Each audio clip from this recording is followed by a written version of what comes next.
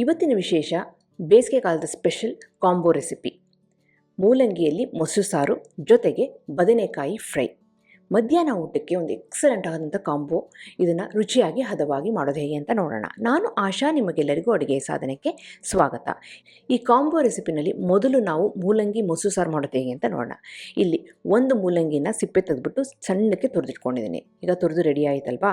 Next ಒಂದು ಪೇಸ್ಟ್ನ ಮಾಡ್ಕೋಬೇಕಾಗುತ್ತೆ. ಅದಕ್ಕೋಸ್ಕರ ಒಂದು ಹಿಡಿಯಷ್ಟು ಕೊತ್ತಂಬರಿ ಎಲೆ ಫ್ರೆಶ್ ಆಗಿರೋಂಥದ್ದು, 1 ಟೀ ಸ್ಪೂನಷ್ಟು ಜೀರಿಗೆ, ಖಾರಕ್ಕೆ ತಕ್ಕಂತೆ ಹಸಿಮೆಣಸಿನಕಾಯಿ ನಾನು ಒಂದು ಹಾಕಿದ್ದೀನಿ, 1 ಇಂಚಿನಷ್ಟು ಶುಂಠಿ. ಇಷ್ಟನ್ನು ಸ್ವಲ್ಪ ನೀರು ಹಾಕಿಬಿಟ್ಟು ಈ ರೀತಿ ಪೇಸ್ಟ್ ಮಾಡ್ಕೊಂಡಿದ್ದೀನಿ. ಇವಾಗ ಒಂದು ಪಾತ್ರೆಗೆ 1 ಟೀ ಸ್ಪೂನಷ್ಟು ಎಣ್ಣೆ ಹಾಕಿ, ಎಣ್ಣೆ ಒಂದು ಮಟ್ಟಿಗೆ ಬಿಸಿಯಾಗಿದೆ ಅಂದಾಗ 1 ಟೀ ಸ್ಪೂನಷ್ಟು ಸಾಸಿವೆ, 1 ಟೀ ಸ್ಪೂನಷ್ಟು ಉದ್ದಿನಬೇಳೆನ ಹಾಕಿದ್ದೀನಿ. ಸಾಸಿವೆ ಚೆನ್ನಾಗಿ ಸಿಡಿಬೇಕು. ಅದಾದಮೇಲೆ ಒಂದು ಈರುಳ್ಳಿನ ಈ ರೀತಿ ತೆಳ್ಳಗೆ ಉದ್ದಕ್ಕೆ ಕಟ್ ಮಾಡಿಕೊಂಡು ಸೇರಿಸ್ಕೊಂಡಿದ್ದೀನಿ. ಜೊತೆಗೆ ಸ್ವಲ್ಪ ಕರಿಬೇವಿನ ಸೊಪ್ಪನ್ನು ಹಾಕಿ ಒಗ್ಗರಣೆ ರೆಡಿ ಮಾಡಿಕೊಂಡು, ಇದನ್ನು ರೆಡಿ ಮಾಡಬೇಕಾದ್ರೆ ಸ್ವಲ್ಪ ಉಪ್ಪಿನ ಪುಡಿನ ಸೇರಿಸ್ತೀನಿ. ಏನಕ್ಕೆ ಅಂದರೆ ಈರುಳ್ಳಿಗೂ ಸಹ ಸೇರಿಕೊಳ್ಳಿ ಅಂತ. ಈರುಳ್ಳಿ ಲೈಟಾಗಿ ಕಲರ್ ಚೇಂಜ್ ಆಗಿದೆ ಅಂದಾಗ ನಾವು ಮಾಡ್ಕೊಂಡಂಥ ಕೊತ್ತಂಬರಿ ಸೊಪ್ಪು, ಹಸಿಮೆಣಸಿನಕಾಯಿ, ಶುಂಠಿ, ಜೀರಿಗೆ ಪೇಸ್ಟನ್ನ ಇಲ್ಲಿ ಸೇರಿಸಿ ಲೋ ಫ್ಲೇಮಲ್ಲಿ ಲೈಟಾಗಿ ಬಾಡಿಸ್ಕೊಳ್ತಾ ಇದ್ದೀನಿ. ಸ್ವಲ್ಪ ಹಸಿ ವಾಸನೆ ಹೋಗಬೇಕು, ಅಲ್ಲಿವರೆಗೆ ಇದನ್ನ ಬಾಡಿಸ್ಬಿಟ್ಟು ಆಮೇಲೆ ಫ್ಲೇಮ್ನ ಆಫ್ ಮಾಡಿ ನಾವು ತುರಿದಿರೋ ಅಂಥ ಮೂಲಂಗಿನ ಇದಕ್ಕೆ ಸೇರಿಸ್ಬೇಕಾಗತ್ತೆ. ಮೂಲಂಗಿನ ಹಾಕಿದ ಮೇಲೆ ನಾವು ಇದನ್ನು ಬಾಡ್ಸೋಕ್ಕೆ ಹೋಗಬಾರ್ದು. ಮೂಲಂಗಿ ಹಸಿಯಾಗಿರಬೇಕು. ಆ ಮಸಾಲೆ ಪೇಸ್ಟ್ ಮಾತ್ರ ಚೆನ್ನಾಗಿ ಬಾಡಿಸಿರ್ಬೇಕಷ್ಟೇ. ಈಗ ಚೆನ್ನಾಗಿ ಬಾಡಿರೋಂಥ ಮಸಾಲೆ ಪೇಸ್ಟಿಗೆ ಮೂಲಂಗಿನ ಹಾಕಿ ಚೆನ್ನಾಗಿ ಮಿಕ್ಸ್ ಮಾಡ್ತಾ ಇದ್ದೀನಿ.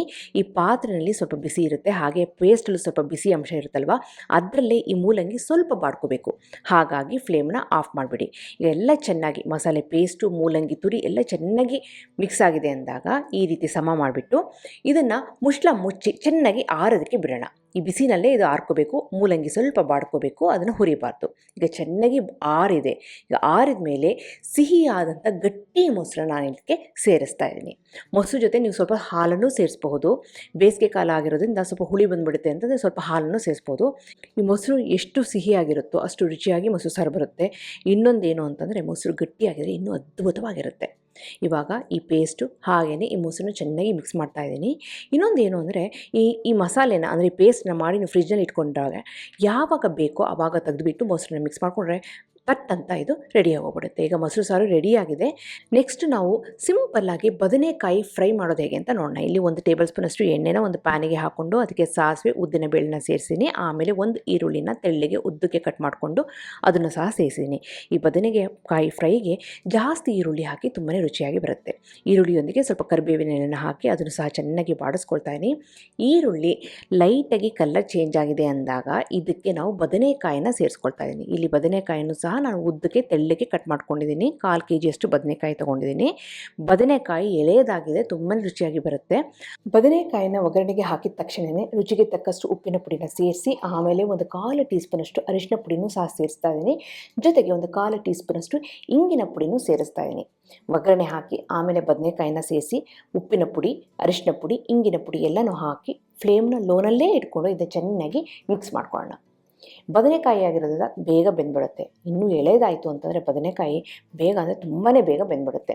ಹಾಗಾಗಿ ಒಂದು ಮೊಸರು ಸಾರನ್ನು ರೆಡಿ ಮಾಡಿಬಿಟ್ಟು ಈ ಬದನೆಕಾಯಿ ಮಾಡೋದಕ್ಕೆ 5ರಿಂದ 10 ನಿಮಿಷ ಸಾಕಷ್ಟೇ. ಈಗ ಮಿಕ್ಸ್ ಮಾಡಿದ ಮೇಲೆ ಮುಚ್ಚಿಬಿಟ್ಟು ಲೋ ಫ್ಲೇಮಲ್ಲಿ ಒಂದು 4ರಿಂದ 5 ನಿಮಿಷ ಬಿಟ್ಟರೆ ಬದನೆಕಾಯಿ ಈ ರೀತಿ ಸಾಫ್ಟಾಗಿ ಬೆಂದ್ಕೊಬಿಡುತ್ತೆ. ಲಾಸ್ಟಿಗೆ ಇಲ್ಲಿ 1 ಟೀ ಸ್ಪೂನಷ್ಟು ಸಾಂಬಾರು ಪುಡಿನ ಸೇರಿಸ್ತಾ ಇದ್ದೀನಿ.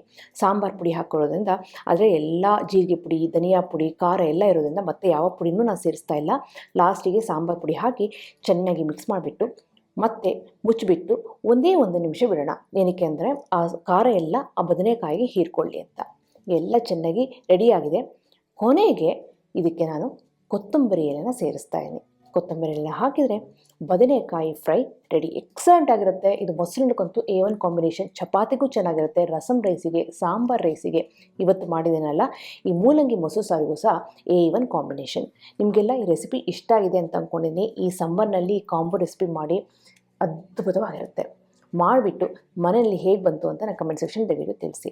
ಹಾಗೆ ನೀವಿನ್ನೂ ಅಡುಗೆ ಸಾಧನಕ್ಕೆ ಸಬ್ಸ್ಕ್ರೈಬ್ ಆಗಿಲ್ಲ ಅಂದರೆ ತಡೆ ಯಾಕೆ, ಈಗಲೇ ಸಬ್ಸ್ಕ್ರೈಬ್ ಆಗಿ ಪಕ್ಕದಲ್ಲಿರುವ ಬೆಲ್ ಬಟನ್ ಕೂಡ ಟಚ್ ಮಾಡಿ. ನಿಮಗೆ ವಿಡಿಯೋ ಇಷ್ಟ ಆಯಿತು ಅಂದರೆ ಲೈಕ್ ಬಟನ್ನ ಕ್ಲಿಕ್ ಮಾಡಿ, ಫ್ರೆಂಡ್ಸ್ ಆ್ಯಂಡ್ ಫ್ಯಾಮಿಲಿ ಜೊತೆ ಶೇರ್ ಮಾಡಿ, ವಾಟ್ಸಪ್ಪಲ್ಲಿ ಶೇರ್ ಮಾಡಿ. ಮತ್ತೊಂದು ಇಂಟ್ರೆಸ್ಟಿಂಗ್ ರೆಸಿಪಿಯೊಂದಿಗೆ ಭೇಟಿ ಆಗ್ತೇನೆ. ಅಲ್ಲಿವರೆಗೆ thank you, bye bye, see you.